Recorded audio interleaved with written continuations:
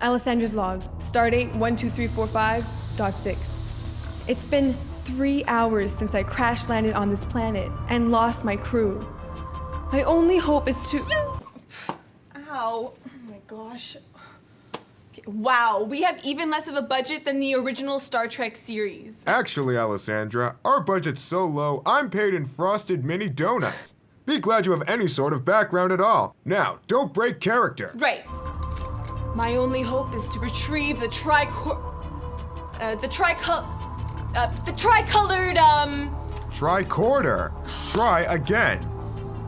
Actually, Buff, there's something that's been bugging me. What's that?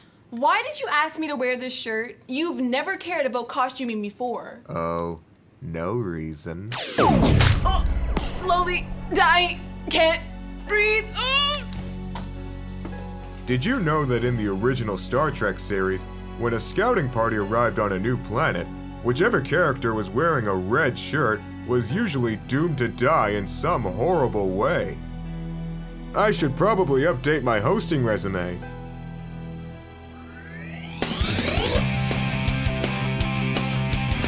Hi, I'm Alessandra, and this is Out of Frame, the show where we give you the close-up on your favorite media makers. Our 5-minute mission, to explore the life of Gene Roddenberry, to seek out Star Trek history, to boldly make as many puns as we can. Speaking of which, what do you call Kirk's lumber? The captain's log? The captain's log? Get it? Because Kirk's the captain, and he always dictates a log, but this time it's actual lumber. Your enjoyment of that pun is both too long and preposterous. Eugene Wesley Roddenberry was born in Texas on August 19, 1921. The Roddenberry family soon moved to Los Angeles, where Gene experienced danger and adventure at an early age. As a toddler, Gene and his family were peacefully sleeping when a fire broke out in their home. They would have died if a passing milkman hadn't noticed and woken them up. He went on to serve as an army pilot during World War II, where he received medals for his flying. After the war, he hung up his wings and decided to pursue fictional adventure by becoming a television screenwriter. Roddenberry worked in the TV industry for over a decade before the creation of Star Trek. Pitched as a Western in space, Star Trek was originally rejected by NBC for being too cerebral. That means they wanted less talking and philosophizing and more epic phaser gun action. Although Roddenberry reworked the show to be more action-oriented, discussion of major 1960s issues was still a big part of Star Trek's DNA. It featured a diverse cast and explored progressive and thought-provoking themes like racism and nationalism that weren't being shown anywhere else on television.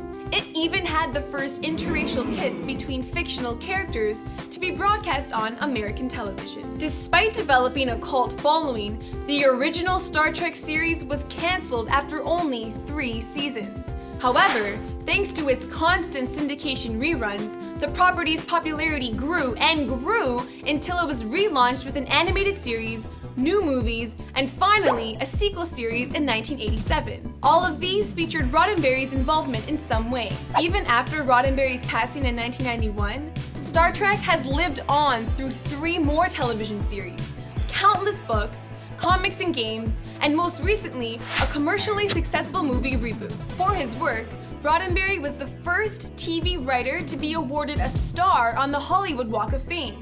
He became well known as a futurist and a visionary. A futurist is a scientist who attempts to predict the future, and Roddenberry wrote many papers and gave countless lectures on the subject. He predicted the invention of cell phones, touch screens, and automatic sliding doors. But he also predicted a future with equal rights and peaceful exploration, and cooperation between alien races. The allure of his ideas and his work is that they are incredibly optimistic. Gene Roddenberry empowers humanity to keep exploring, to keep inventing, and to keep dreaming of a better future. It's time to wrap this episode up, but you can follow us on Facebook and Twitter for more out-of-frame knowledge. By the way, did you know that there's a unit of measurement called a Roddenberry? If you can tell us what a Roddenberry measures, then you can be featured at the end of our next episode. Just like the lovely people below who correctly guessed last week's trivia question. Nice work! Join me next time when I try to add more cowbell to a close-up on comedy legend Lorne Michaels.